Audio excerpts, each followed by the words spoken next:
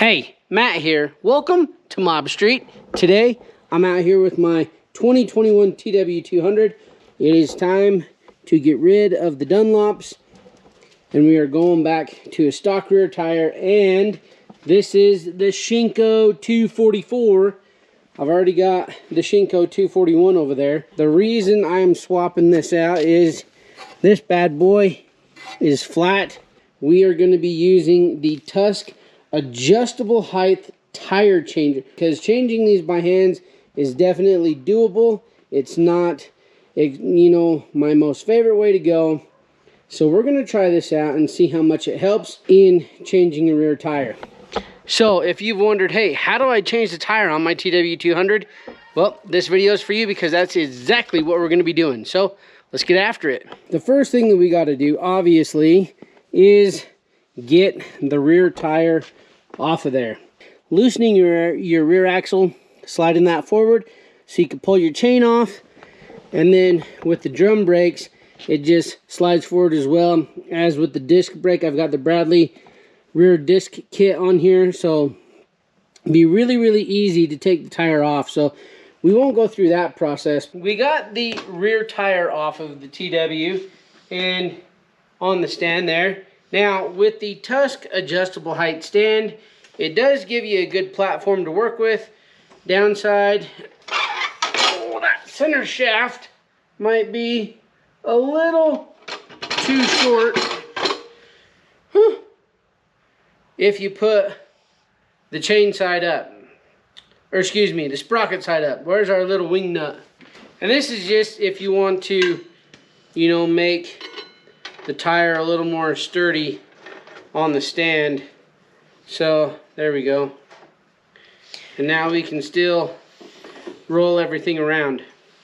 So the very first thing we're going to do is get the tire off the bead. Now, for those who are new to this, let me show you what the bead is. McKay, do you know where the bead is? Do you know what the bead is? The part of the tire that rests on the wheel. Part of the tire that rests on the wheel. Okay. Actually, I was just guessing. Okay, well, the part of the tire that rests on the wheel. Do you know what is inside the bead? Middle. That sits in this rim right here? It's a steel cord, about yay big. And that's what sits right here on this lip of the rim. Now, this big dish down in the bottom of here, this is called your drop center. And in order to make tire removal easier, when you're doing this, you want to be able to push the bead down into the drop center, because that allows the tire to flex and make it more pliable when you're pulling the wheel, or excuse me, the tire off of the wheel. So, very first thing we're going to do, we're going to get a 12 millimeter, and we are going to take out the valve stem core. Here you go, dude. Look, there just so happened to be a 12 millimeter in my pocket. Righty-tighty, lefty-loosey. Yeah. Okay, figure that right out. Hey, what? So how'd this tire pop? I don't know. I was racing Justin on the road. He was in. You were racing Justin? No, I was not racing. He was in Dude, front of me. you said, I don't know, I just pulled out of the driveway and it was flat. It wasn't flat when I was racing Justin. That's, if I had to guess, that was the part. But it felt perfectly fine then. Now the truth comes out. Okay, so we got that off. Now we need to break the bead. Ooh, this is gonna be the fun part. You wanna air it out first? The tire is popped. The tube inside said tire is flat. It sure looks flat. Okay, for you, we will now remove the valve core stem. Would you like to continue to flatten the tire that you've already started to flatten? Other way, that one's too big. Flip it around, there we go. Can we see what's going on here? Oh, yep. There's air coming out of it. Oh, that's good. Yeah. There is? Because I didn't hear anything. That's because it was a quiet hiss? Yeah. These Dunlops have been on there for quite some time, and they've got quite a few miles on them. So the bead is extremely stubborn, we'll say, and doesn't want to come off. So I tried and I tried and I tried to get this thing to break, but it wasn't working. So we're gonna take one of our spoons here, and I've got some hot soapy water with some Dawn dish soap here that I'm just gonna pour kind of around the sides. And don't worry, this Dawn dish soap is environmentally friendly. So I got some in there, and then I'm gonna take my irons and I'm just gonna work around the tire and let that water just kind of get down into the cracks all the way around, down onto that bead, just to give us a little bit of an easier time to get that bead to break. So Motion Pro makes a tool, and I don't have it yet. After this, I think I'm gonna buy it, but there's spoons that kind of look like this, and they sit in on top of each other, and then when you press the handles together, it actually, one presses the tire down to help push the bead off, so that it makes it easier to break the bead on there. But this one, we're just gonna keep working that water around, maybe even get just a little bit more on here. So put that down right there on the tire, and just allow that to get down closer to that bead. And then we've got this Ken tool. This is a 30-inch leverage breaker bar. It's a bead breaker. This is called the Swan Neck. You can get them on Amazon. I'll put the link in the description. Or you can get the Motion Pro tool. Either way, you put the tip of that right up there against the rim to where it's sitting on the bead. You're gonna want to move the camera because it's gonna go just like that. And then you can see it kind of separates a little bit right there. We're gonna try it again. And then we're just gonna be moving our way around the tire here.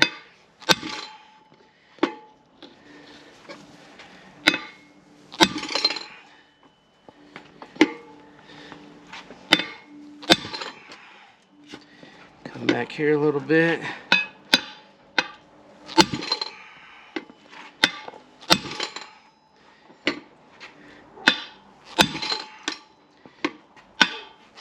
Like I said, these things take a lot of motivation. I got the other side done, so I flipped it over to show you guys this side.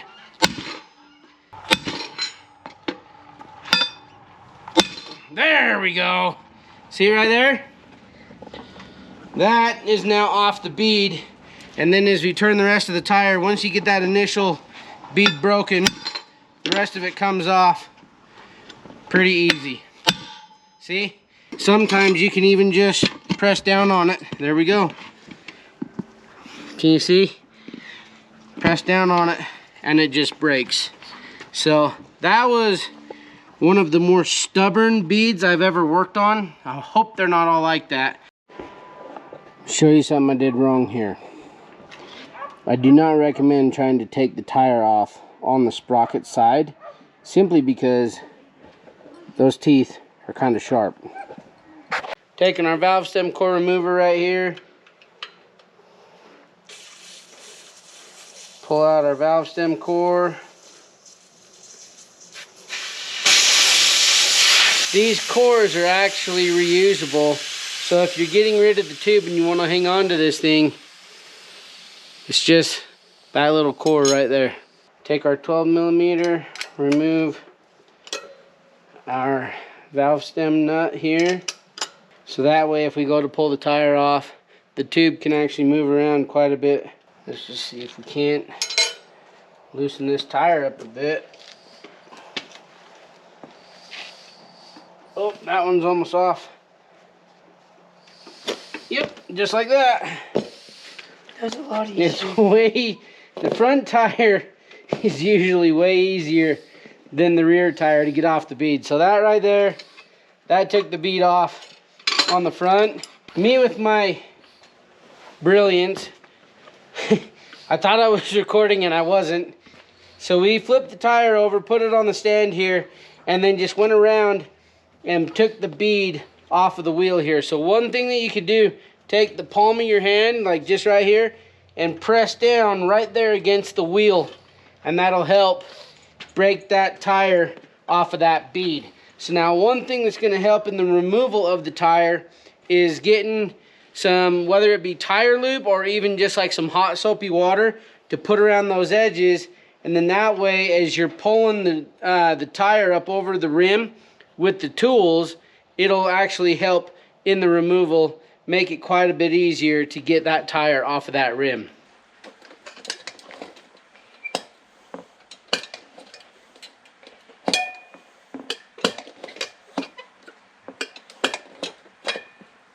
There's our first one. Personally, I like to take the tube out.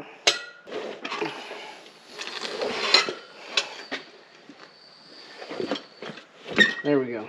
Just pull the tube up, or the tire up. Reach up underneath it. Get your tire iron up on there. When you go to install a tire, sometimes the tire will be directional, meaning which direction of rotation the tire needs to go.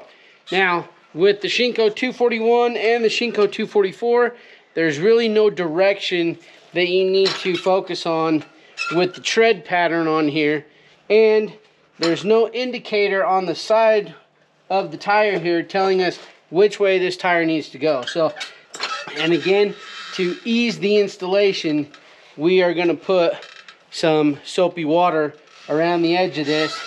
And then I like to push this edge down on first, put the tube in, fill the tube up so we can make sure that there's no pinches or anything in it. And then we set the top bead in and you're good to go. Take my valve stem cover off here, take off one of these tire nut or these valve stem nuts, and we're actually going to pull our valve stem core out as well. Find our valve stem hole. Now, Tusk makes a tool that's a valve stem puller. Basically a handle with a wire on it that threads into the valve stem core, or the valve stem, which actually makes life a lot easier. Then you're not trying to fish it through with your fingers like I am. Not gonna lie, getting that valve stem through there was a bad word. So you kind of just have to lift up right there with the tube, press and get that valve stem core through there. Then with your other hand, reach over and put the valve stem nut on there. So we've got the tube installed, and I'm just going to take my air chuck here. I'm going to put some air in the tube. Remember, I've got the valve stem core pulled out of here, and I'm just going to put air in that tube, and I want to see if the tire raises all the way the same around the whole tire. Because then that way I know that my tube is not pinched and it's sitting nice and uniform in the wheel. I'm going to rub my soapy water around the bead right here, and then we're just going to nice and slow start working this bead. I'm going to start at the valve stem and just start setting this. And just start setting this bead down here into the wheel, and just keep working your way around nice and slow. You know that we're talking about that drop center.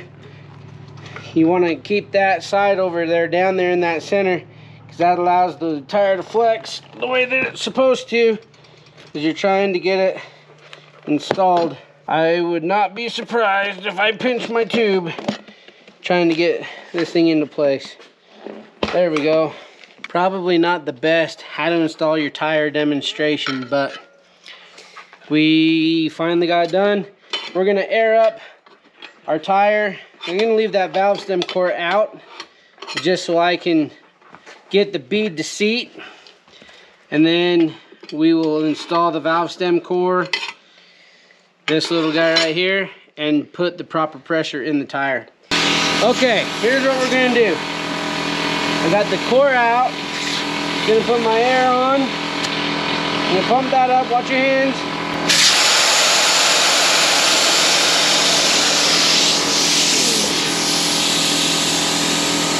Might have to put some more soap around this side of the tire, McKay. Actually feels like it seated up pretty good though. Yeah, just go around the tire. And before you put this full of air pressure, you want to make sure both sides of that bead are in place. And we look like we are.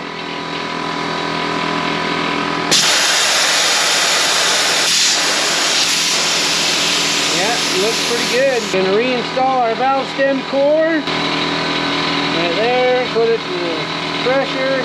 I like putting mine about 18 to 20. That's where we want it. Put our valve stem cap back on. Now we just reinstall the wheel. We're good to go. All right, this is the Shinko 244. It's a little bit different lug pattern. And this is the Shinko 241. There you go, you guys. We used the Tusk tire stand to help us get both of those, or both the front and the rear mounted. And in all honesty, even with the tire stand, it's much more convenient to have that up in the air than it is to be bending over on the ground or using a bucket or anything like that. Plus, it gives you quite a bit of leverage to work on there.